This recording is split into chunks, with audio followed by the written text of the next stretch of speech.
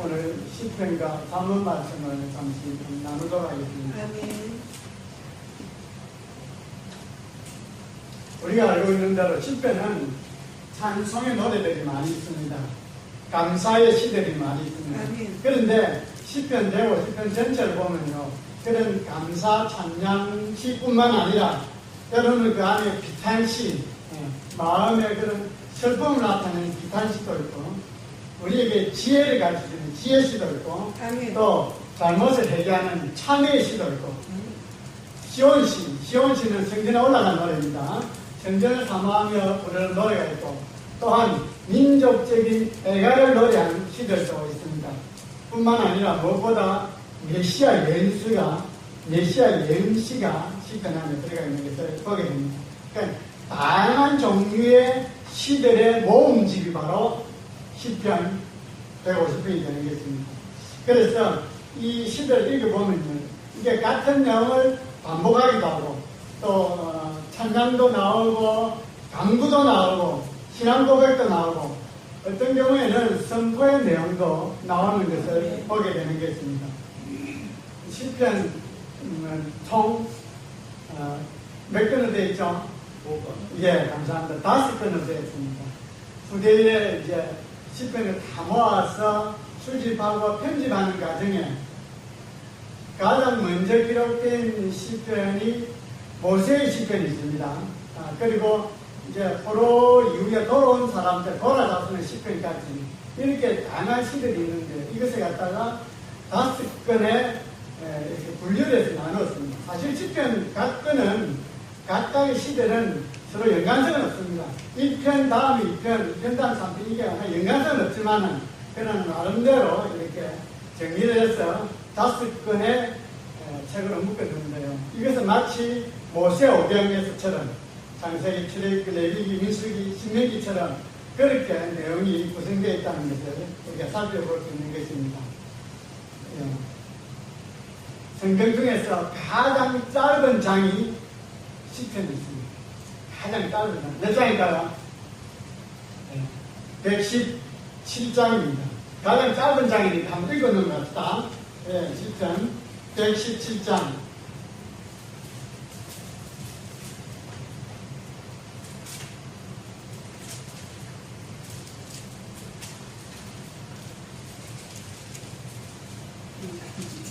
찾았습니까?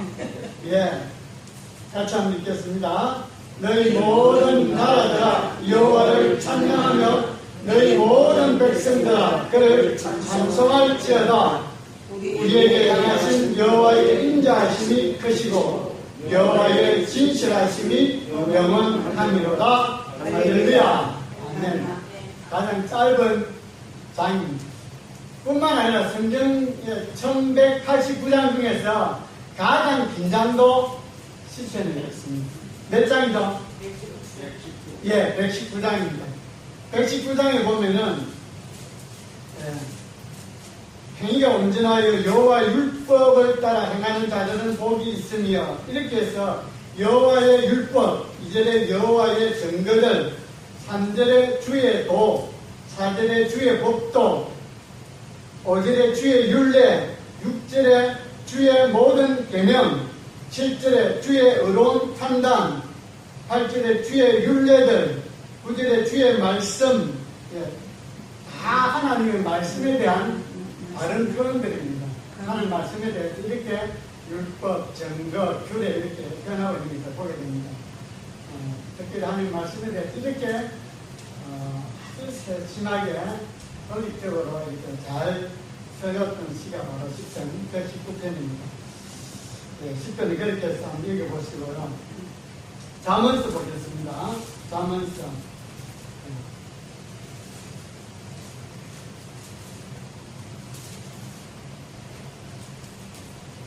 잠언 무슨 말이죠? 잠언은 우리가 잘 쓰지는 않은 말입니다. 성경에서만 주로 쓰는데, 교훈 또는 경계, 훈계가 되는 짧은 말입니다. 교훈, 경계, 훈계가 되는 짧은 말. 그러니까 예를 들어서 아주 유명한 사람들이 남긴 글이라고 하면서 이렇게 화장실 잔치나 휴게실 같은 거 보면은 짧은 글 이렇게 올려놓은 거, 써놓은 거 있죠? 네, 그런 게 일종의 자문이라는 것입니다. 근데 성경에서 자문은 하나님과의 관계 속에서 하나님께서 주시는 교훈, 경계, 책망, 또 훈계 이런 내용들이 기록되어 있습니다. 이게 다양한 형태로 자문에서는 진리를 표현하고 있습니다. 예를 들어서 자문을 읽다 보면요, 어떤 풍자적인 표현도 있고, 비유에 대한 표현도 있고, 열거하는 것도 있고, 또 대조하고 이런 내용들을 하면서 그 진리들을 정확하게 전달하기 위해서 짧은 글들의 모음이 바로 자문이라는 것입니다. 성경의 많은 책들 중에 특별히 그 성경책을 지을 때 목적을 제시한 책이 거의 없습니다. 그런데 이 성경은 목적을 이렇게 명확하게 제시하고 있는 거예요. 1절 한번 보겠습니다. 다윗 아들 이스라엘 왕 솔로몬의 자문이라. 솔로몬은 아주 지혜로운 왕이었습니다. 사무엘 열왕기상에 보면은 잠언 3,000을 짓고 노예 1,500개를 지었다. 이렇게 표현할 정도로 솔로몬이 많은 잠언을 남겼는데요. 3,000의 잠언 중에서 오늘 우리가 보게 되는 잠언 전체의 거의 일부분이 포함이 되어 있습니다. 3,000개를 지었다 하니까 엄청 많은 글들을 지혜의 글들, 교훈의 글들, 대언의 글들을 남긴 것을 볼 수 있습니다. 이절에 보면 이는 그러니까 다윗의 아들 솔로몬 왕, 다윗의 아들 이스라엘 왕 솔로몬이 잠언을 우리에게 주신 이유는, 잠언을 주신 목적은 그 말입니다. 이는 지혜와 훈계를 알게 하며 명철의 말씀을 깨닫게 하며, 그러니까 잠언의 목적은 첫 번째 뭡니까? 지혜와 훈계를 알게 한다. 두 번째는 명철의 말씀을 깨닫게 하며, 명철이나 지혜나 비슷한 말입니다. 그런데 이제 같은 내용들을 이렇게 열거해서 더 강조하기 위해서 명철이라는 표현을 쓰는데요. 명철은 지혜보다 좀 더 선과 악을 구별하는 힘, 참과 거짓을 분별하는 그런 능력, 그게 바로 명철이다. 이렇게 구분해서 설명을 드릴 수가 있습니다. 그래서 잠언에서는 첫 번째 목적은 지혜와 훈계를 알게 한다. 알아야 되잖아. 들어야 되잖아. 무엇이 지혜고 어떤 것이 훈계인지 알게 한다는 게 있습니다. 뭘 통해서요? 잠언을 통해서. 이는 됐잖아요. 잠언을 통해서. 두 번째는 명철의 말씀을 깨닫게 한다. 어떤 것이 참이고 어떤 것이 거짓이고 어떤 것이 진리인지 잘못된 것인지 분별할 수 있도록 깨닫게 한다는 것입니다. 뭘 통해서요? 잠언을 통해서. 세 번째는 지혜롭게, 공의롭게, 정의롭게, 정직하게 행할 일에 대하여 훈계를 받게 합니다. 이렇게 3절들이 있는데요. 세 번째는 지혜롭게 행할 일에 대하여 훈계를 받게 합니다. 어떻게 지혜롭게 행할 것인가? 잠언을 통해 우리에게 가르쳐주고 있답니다. 네 번째는 공의롭게 행할 일에 대해서, 공의롭게, 공정하게, 의롭게 행할 일에 대하여 훈계를 받게 합니다. 다섯 번째는 정의롭게 행할 일에 대하여 훈계를 받게 합니다. 여섯 번째는 정직하게 행할 일에 대하여 훈계를 받게 합니다. 비슷한 내용들이 열거를 하고 있죠. 이런 목적으로 잠언이 서 있었다는 것입니다. 4절 같이 보면은 계속해서 잠언의 목적이 나오는데요.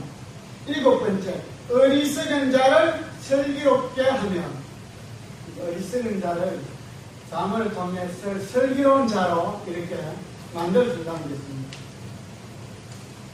여덟 번째, 젊은 자에게 지식과 근신을 주기 위함입니다. 젊은 자에게 지식과 근신. 젊은 자들에게 참된 지식을 깨닫도록 하고, 젊은이들이 혈기가 있잖아요. 다혈질에 있어서 열정이 넘쳐서 어떤 일이 거르칠 수가 있으니까 근신하게 한다. 절제할 수 있는 그런 능력을 갖추도록 한다는 것입니다. 아홉 번째 보면은 5절 말씀에 지혜 있는 자는 듣고 학식을 더할 것이요. 내가 지혜롭다 하면 더 잠언의 말씀을 듣고 학식을 더하고. 10번째, 명철한 자는 지략을 얻을 것이라. 이게 이렇게 나열했습니다만은 잠언이 이렇게 유익하다는 것입니다. 그러니까 잠언을 읽어야 되겠죠. 교훈과 훈계와 또 책망과 경계를 받기 위해서 잠언을 꼭 읽으시기를 바랍니다. 그래서 성경의 실천적 지혜의 인문서입니다. 율법서는 하나님의 백성이 어떻게 하나님과 관계 속에서 살아갈 것인가에 대해서 율법을 주신 것입니다. 선지서는 하나님의 백성이 하나님의 말씀대로 살지 않을 때에 너희들이 잘못되게 살면은 멸망당할 것이고 이제게 다른 나라의 침입을 받을 것이고 망하게 될 것이다. 그렇게 해서 망하지 않도록 하기 위해서 백성이 바로 하나님 앞으로 돌아오도록 하기 위해서 선지자 통해서 말씀을 주신 것이 선지서입니다. 그런데 지금 여기 잠언 또 전도서 또 욥기 같은 경우는 지혜서거든요. 실제적으로 하나님을 믿는 우리들이 인간관계 속에서 또 하나님을 경외함에 있어서 어떻게 실천적으로 살아야 될 것인가, 어떻게 구체적으로 인간관계를 맺어야 될 것인가, 그것을 이렇게 조목조목 기록해 놓은 것이 바로 잠언이라는 것입니다. 그래서 잠언에 대한 내용을 이렇게 보면요, 첫 번째는 하나님에 대한 우리의 의무가 있습니다. 하나님에 대한 우리의 의무가 뭡니까? 하나님을 경외하고 섬기고 하나님께 기도하고 말씀을 순종하고 이런 말씀들이 기록이 되어 있는 것을 보게 됩니다. 첫 번째는 하나님에 대한 의무, 어떻게 구체적으로 실제적으로 내 삶에 적용할 것인가 하는 것이고, 두 번째는 자기 자신에 대한 의무가 있습니다. 예를 들어서 육체적인 정욕 때문에 또 자신의 마음속에 있는 그런 악한 마음, 또 두려워하는 마음, 미워하는 마음, 이런 마음들 속에서 어떻게 내 자신을 다뤄칠 것인가, 어떻게 자기 자제를 하고 셀프 컨트롤을 하고 이런 자기 자신에 대한 내용들이 잠언에 기록이 되어 있습니다. 세 번째는 이웃에 대한 의무가 기록이 되어 있습니다. 이웃, 우리가 더불어 살아가야 할 그 이웃 사람들에게 어떤 어려움이 있을 때에 위로하고 또한 건면하고 또 때로는 이웃의 허물을 떠들어주고 이런 내용들, 그것이 잠언에 있다는 것입니다. 정말 진실되게 이웃 사랑할 것을 강조하고 있습니다. 네 번째는 가정에 대한 의무가 있습니다. 가정에 대한 의무. 부모는 자녀를 말씀으로 잘 양육하도록 하라. 때로는 채찍을 매를 가해서라도 믿음 안에 잘 자라도록, 그리고 자녀는 부모에 대해서 부모에 대해서 효도하고 부모를 잘 섬기도록, 부모나 가정에 있어서 배우자 간에 서로 부부 간에 지켜야 될 정절, 또 아내가 남편을 섬기는 모습, 또 남편이 아내를 귀하게 여기는 모습, 이런 내용들이 잠언에 기록되어 있는 것을 보게 됩니다. 또한 사회와 정치와 경제적인 면에 있어서도 잠언은 유익한 말씀들을 주고 있는데요.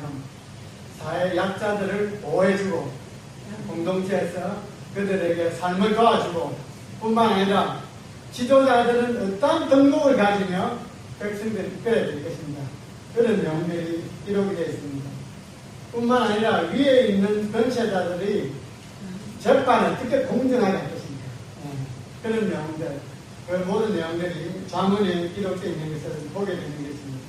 그래서 잠언에 이런 유익들이 있기 때문에 잠언은 내용도 그렇게 분량도 많지 않죠. 총 몇 장이죠? 잠언. 네. 한 달 31일, 어떤 분들은 하루에 한 장씩 읽으려고 합니다. 그러면은 한 달 31일 동안 31장이 된다고 하는데요. 어쨌든 영감되지 않았지만 그러나 그 절마다 구절마다 우리에게 큰 은혜가 되고 또 삶의 교훈과 경계가 되고 그런 내용들이 기록되어 있는 것을 보게 되는 것입니다. 자, 1장 20절 말씀 한번 보겠습니다. 1장 20절 말씀. 지혜가 길거리에서 부르며 광장에서 소리를 높이며 시끄러운 골목에서 소리를 지르며 성문 어귀와 성중에서 그 소리를 말하여 이르되 너희 어리석은 자들은, 지금 누가 이야기하고 있습니까? 지혜가 있습니다. 너희 어리석은 자들은 어리석음을 좋아하며 교만한 자들은 교만을 기뻐하며 미련한 자들은 지식을 미워하니 어느 때까지 하겠느냐? 나의 책망을 듣고 돌이키라. 지혜가 의인화 시켰습니다. 인기가 시켰습니다. 지혜는 주상명사인데 이 지혜가 소리를 바라고 말을 하고 책망을 하면서 너희가 내 말을 듣고 깨닫고 삶을 고쳐라. 예, 어리석고 거만한 것, 미련한 것 버리고 너희가 바른 진리 가운데 나와라. 이렇게 말하고 있습니다. 나의 책망을 듣고 돌이켜라. 지혜가 사람들을 초대합니다. 그리고 그 초대에 응한 자들에게는 축복이 있고 능력이 있다는 것을 지금 말해주고 있는 게 있습니다. 그런데 이 지혜의 말씀은 이제 우리가 나중에 읽어보면 이 지혜가 창조 때부터 있었답니다. 하나님의 창조사에 함께 동참했다는 것입니다. 그럼 이 지혜는 결국 누구를 가르치겠습니까? 예수 그리스도. 예수님은 본도전 1장 30절에 지혜가 되십니다. 우리의 지혜가 되십니다. 참 지혜를 지니신 분이 예수님이시랍니다. 그래서 잠언을 통해서 예수님이 지혜로 표현되고 있는 것을 보게 되는 것입니다. 예수 그리스도를 안시하는 것이죠. 많은 사람들이 노력하는 것들이 있습니다. 얻기 위해서 출세나 명예나 어떤 재물이나 뭐 건강이나 이런 것들을 얻기 위해서 많은 노력들을 하고 애를 씁니다. 그런데 잠언서에 보면은 그런 것도 좋지만 그것보다 너희가 더욱더 지혜를 찾고 구하라. 아멘. 지혜를 추구하라. 아멘. 그렇게 말씀하고 있는 것을 보게 됩니다. 왜냐하면 명예나 또는 학위나 자격증이나 미모나 건강 이런 것들은 잠시 후면 끝날 것이고 그거는 끝에 드러나는 것이고 보완된 것이기 때문에 그것보다 이 잠을 통해서 내가 정말 지혜를 찾고 지혜를 구하면은 그 지혜 안에서 생명을 얻게 된다. 풍성한 삶을 살게 된다. 그 지혜 안에서 영생의 길, 생명의 길, 구원의 길을 보여준다고 말하고 있는 것입니다. 3장 12절 말씀 한번 보겠습니다.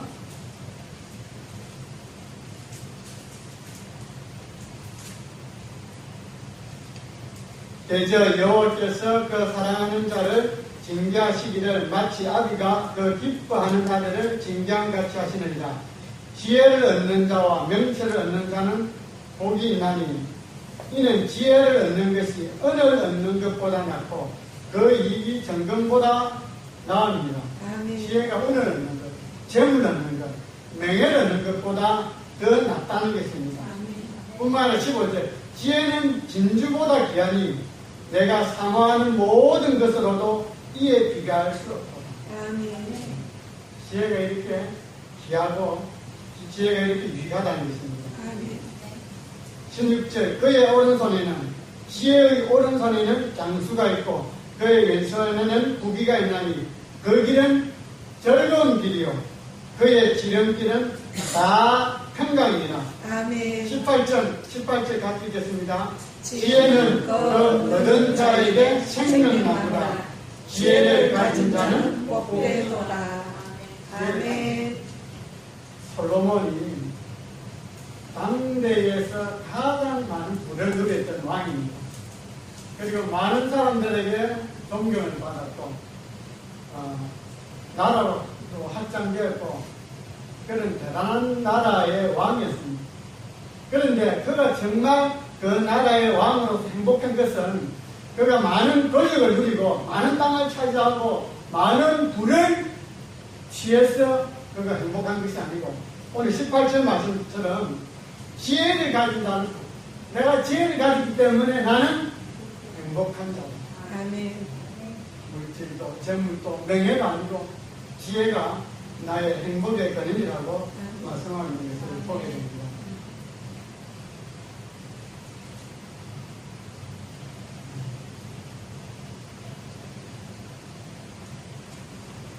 장 5절 말씀.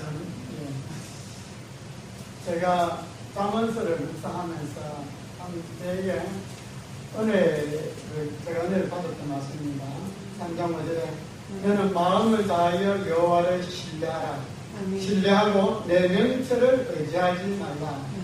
너는 마음을 다하여 여호와를 신뢰하고, 우리가 하나님을 신뢰한다는 건 뭡니까? 믿고 의지하고 따르는 것입니다. 하나님만이 나의 문제 해결자입니다. 하나님 전부입니다. 하나님 내 인생의 주관자입니다. 우리가 이런 고백을 하면서 순간순간 하나님을 놓칠 때가 있습니다. 어떤 어려운 일이 생긴다든지, 사람하고 관계에서 불편한 일이 생긴다든지, 일이 제대로 안 풀려나가면은 때로는 불편하고 원망하기도 합니다. 그런데 하나님을, 말씀처럼 하나님을 신뢰하려고 하면요, 마음을 다해야 합니다. 내 마음을 흩어지지 말고, 전심으로, 온 마음으로 마음을 모아서 하나님을 신뢰해야 됩니다. 그렇게 하지 않으면요, 입으로는 하나님을 찬양하고 고백하고 하나님이 나의 아버지가 되십니다, 하나님 좋으신 분입니다 하면서도 전심으로 마음을 다하여 전심으로 이렇게 신뢰하지 않는 순간 우리가 넘어질 수 있습니다. 하나님을 바라보기보다 그 사람하고 관계 속에서 더 갈등하게 되고, 그 환경 때문에 내가 또한 또 분위기 들기도 하고, 그러니까 어떤 환경이 있든지 간에, 어떤 사람을 만나든지 간에 그 사람 때문에 내가 흔들리지 않으려고 하면은 마음을 다해 하나님 신뢰해야 됩니다. 지금 어렵고 힘들지만은 하나님께서 반드시 선한 길로 인도할 것이다. 지금 일이 복잡하게 보이지만은 하나님께서 이런 일들 가운데 하나님께서 일하셔서 이 일들을 잘 풀어나가게 되겠어요. 제가 최근에 이런 복잡한 일들이 좀 많이 있습니다.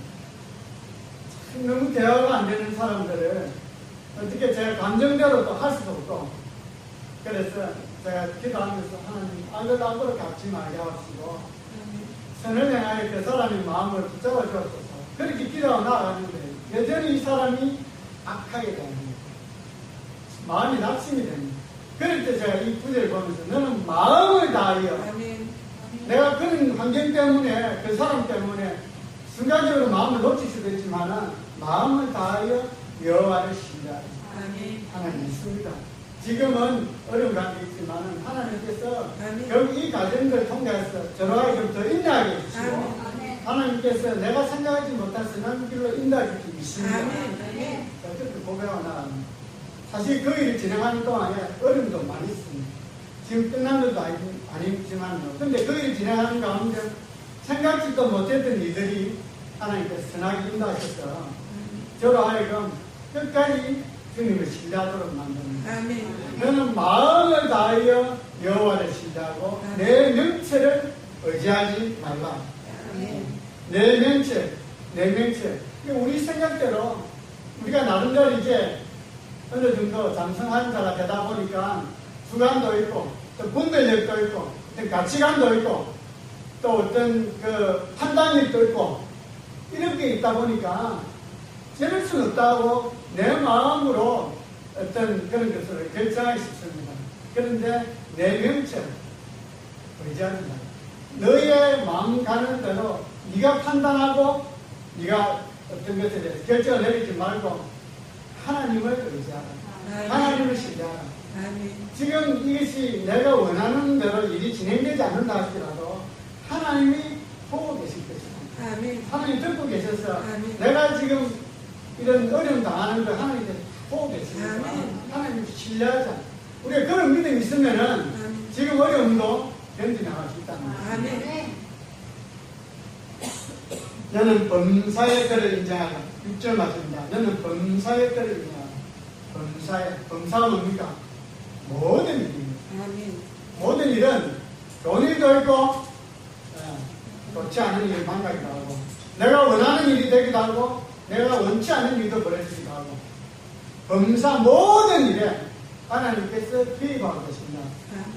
하나님께서 그것을 다 지켜보고 계십니다. 범사에 하나님께서 함께하고 계심을 인정하라는 것입니다. 범사에 그를 인정하라. 그리하면 내 길을 지도하시고 우리가 하나님의 지도하심을 받으려고 하면 그분을 대한 절대적 신뢰를 가지고 그분을 인정을 해야 됩니다. 그분이 지금 이 상황 가운데서도 함께하고 계시다. 보고 계시다. 지금 내가 원하는 대로 진행되지 않는다 할지라도 하나님이 함께 하셔서 이거는 반드시 선하신 하나님, 좋으신 하나님께서 좋은 길로 이끌어 주실 것입니다. 이런 하나님의 지도하심을 받으려고 하는 범사에 주님이 함께 하심을 인정하셔야 됩니다. 너는 범사의 길을 인정하라. 그리하면 내 길을 지도하시리라.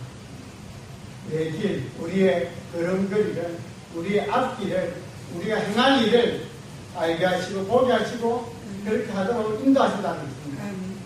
주님께서 어떻게 우리를 지도하실까요?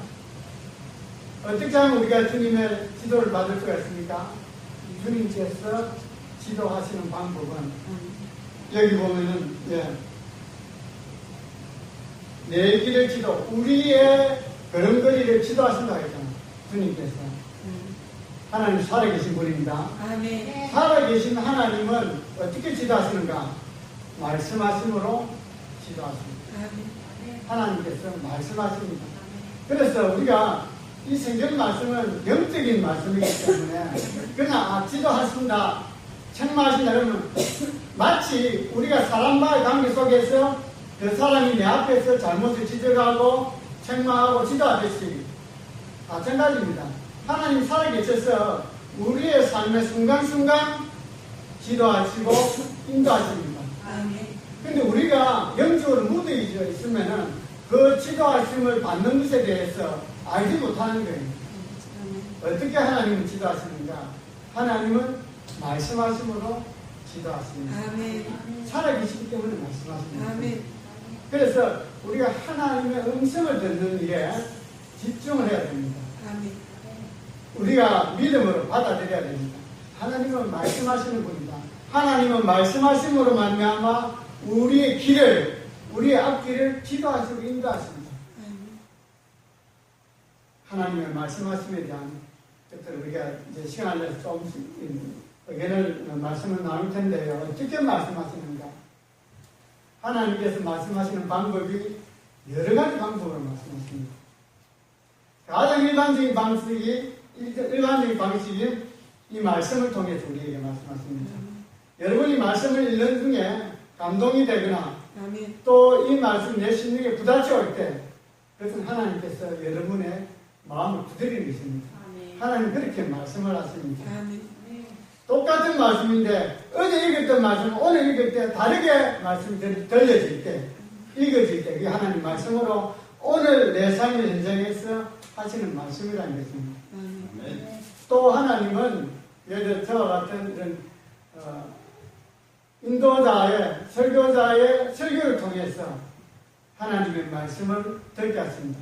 내가 고민하고 있었던 것, 내가 어떻게 염려하고 있었던 문제들이 말씀을 듣는 순간 그것이 하나님의 말씀으로 성경의 말씀으로 인도함을 받아서 그 말씀을 깨닫게 되는 것, 그 말씀을 주의 말씀을 받아들이게 되는 것. 그래서 설교자의 말씀으로 하나님의 음성을 듣기도 합니다. 그러니까 여러분들이 하나님의 음성을 들으려고 하면 첫째는 설교자의 말에 귀를 기울여야 합니다. 그래서 설교자가 말씀을 선포할 때마다 집중을 해야 됩니다. 집중할 수 있는 가장 좋은 방법은 여러분이 설교자의 말씀을 들으면서 같이 아멘을 하다 갑니다.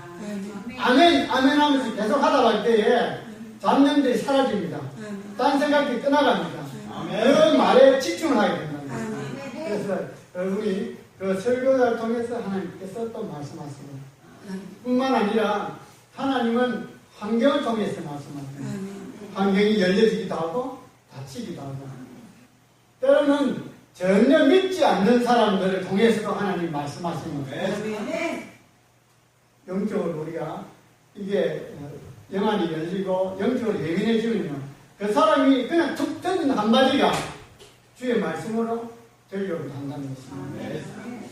또 때로는 우리가 꿈을 꿀 때, 꿈을 통해서도 하나님께서 말씀하십니다. 어려운 사건을 미리 예방하기도 하고, 아니면 좋은 일이 열리도록 하고. 그래서 여러분들이 꿈을 꿨을 때, 자고 깨어나서 좋은 꿈을 꿨다. 그러면 어떻게 해야 되죠? 하나님, 그 꿈대로 이루어지게 하여 주옵소서. 말씀하시는 것이니까. 말씀 이후에 우리가 믿음을 순종하면 그것이 삶으로 지금은 나타나지 않습니까? 그래서 좋은 꿈을 꿨을 때는 하나님 그 꿈을 이루어지게 하여 주시옵소서. 나쁜 꿈을 꿨다. 더러운 꿈을 꿨다. 그럴 때는 이 꿈이 나에게 이루어지지 않도록 물리쳐야 됩니다. 기억 속에 사라지도록 나쁜 기억 가지고 있으면 아주 하루 종일 불쾌할 수가 있습니다. 그래서 좋지 않은 꿈을 꿨을 때는 그것이 사라지도록 또는 그 일이 이루어지지 않도록 대적하고 그 꿈을 배치하는 그런 것을 할 수 있게 되시기 바랍니다. 또 이제 예언을 통해서 또 환상을 통해서 다양한 방법으로 하나님은 우리를 지도하십니다. 우리를 인도하시고 말씀하십니다. 여러분이 방금 잠언 3장 5절 6절이죠. 예. 다시 한번 읽고 이 구절을 저도 감동으로 받았던 말씀인데 여러분도 아주 좀 암송을 하면은 참 좋을 것 같습니다.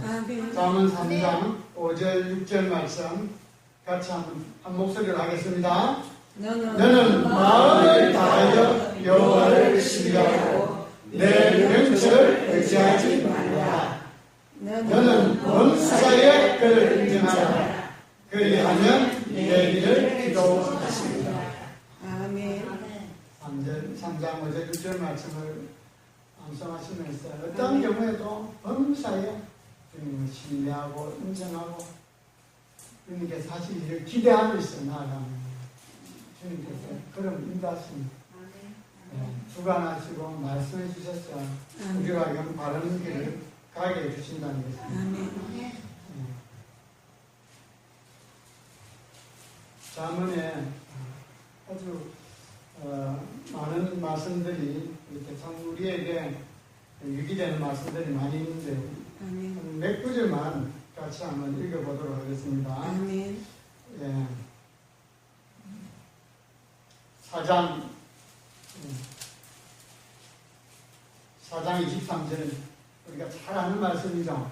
같이 큰 목소리로 한번 하겠습니다. 4장 23절 모든 지킬 만한 것 중에 더욱 내 마음을 지키라. 생명의 근원이 이에서 나느니라. 마음이 요동치 않도록 마음이 흔들리지 않도록 마음을 지켜야 됩니다. 마음을 지킬 수 있는 길은 믿음으로 주님이 내 안에 계십니다. 나와 함께 하시고 내 우편에 계심으로 내가 요동치 아니하리로다. 다윗이 고백한 것처럼 마음을 지킬 수 있게 되시길 바랍니다. 마음을 지키는 자가 성을 얻는 것보다 더 힘이 있다고 그렇게 말씀하셨습니다. 그리고 삶에 이런 실제적인 교훈들도 있습니다. 6장 10절 한번 보시겠습니다. 6장 10절 말씀. 이런 구절들은 안 믿는 사람도 집에다가 이렇게 글사 붙여놨더라고요. 좀 더 자자, 좀 더 졸자, 손을 모으고 좀 더 누워있자 하면 내 민궁이 강도같이 오며 내 본빛이 군사같이 이르리라. 어린 자에게는 가난할 수밖에 없다는 것입니다. 부지런하라고 이런 말씀도 주고 있습니다.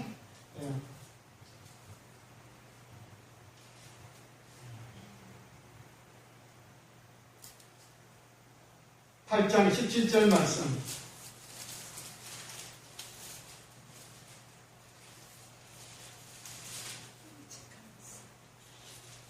같이 봅니다.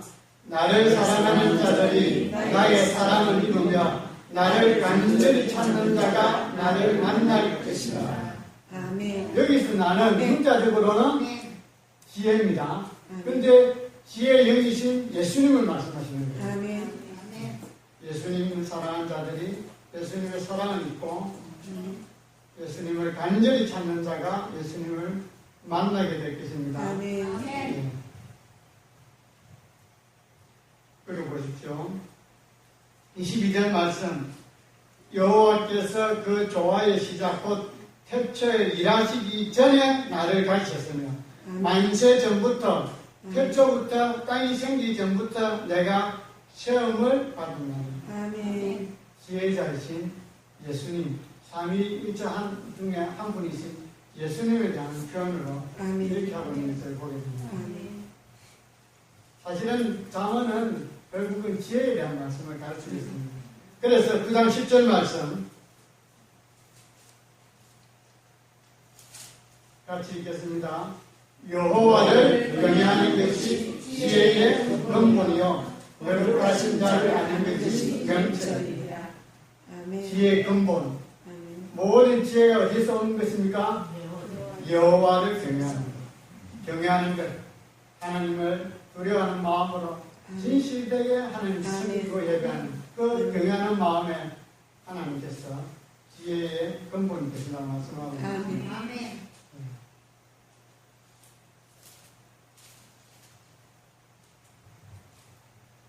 10장 19절 말씀 같이 읽겠습니다. 말이 많으면 허물을 면하기 어려우나 그 입술을 제어하는 자는 지혜가 있느니라. 아멘. 우리가 필요한 말을 해야 되겠지만 아멘. 너무 많은 말을 하다 보면은 이 말씀을 하다 보면 오히려 다른 사람들을 힘들게 만들고 또 허물이 드러나게 되죠. 말에 대한 얘기. 잠언은 이런 내용들이 많이 있는 것을 보게 됩니다. 잠언서 한 점만 더 보겠습니다. 15장 18절.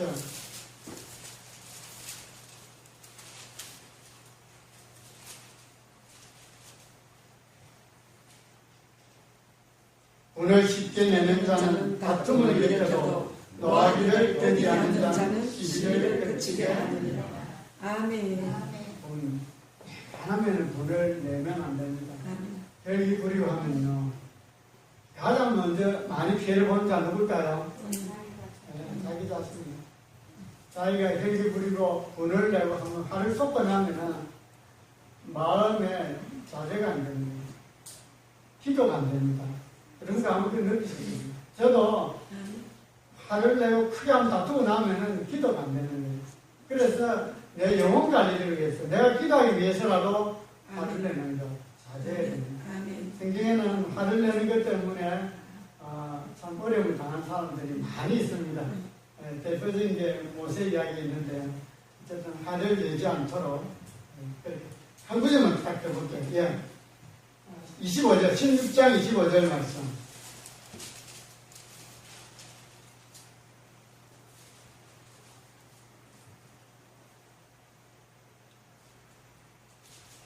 찾았습니까? 네. 예. 어떤 길은 사람이 보기에 빠르나 필경은 사람의 길이니라. 사람들 막 주관이 있잖아요. 자기가 그동안 배워왔던 것, 학습된 것, 어떤 분별적인데 그 사람의 자기 판단으로 가는 것, 그것이 자기로서는 맞는 것까지 생각하는 거예요. 나는 이게 어려운 길이다. 이게 내 잘하는 길이다. 그렇게 하지만은 그것은 사망의 길이잖아요. 사망의 죽음의 길. 그래서 우리가 예수 믿는 사람은 어떻게 하든지 하나님을 경외하려고 하면은 아멘. 자기 생각을 내놔야 됩니다. 아멘. 자기 주장, 자기 경험, 자기 지식. 아멘. 그런 것을 내려놓고 하나님 말씀을 입각해서 말씀 붙잡고 내 자신을 계속해서 경건 훈련을 통해서 내 자신을 계속 세워나가야 됩니다. 아멘. 그럴 때 하나님께서 정말 생명의 길, 구원의 길로 인도해 주실 것입니다. 근데 전도를 해보면요, 그런 사람들, 대꾸한 사람들 참 똑똑합니다. 나름대로 논리를 피력하면서 내가 살아봤는데, 내가 어떻게 해봤는데, 이렇게 하면서 받아들이지 않습니다.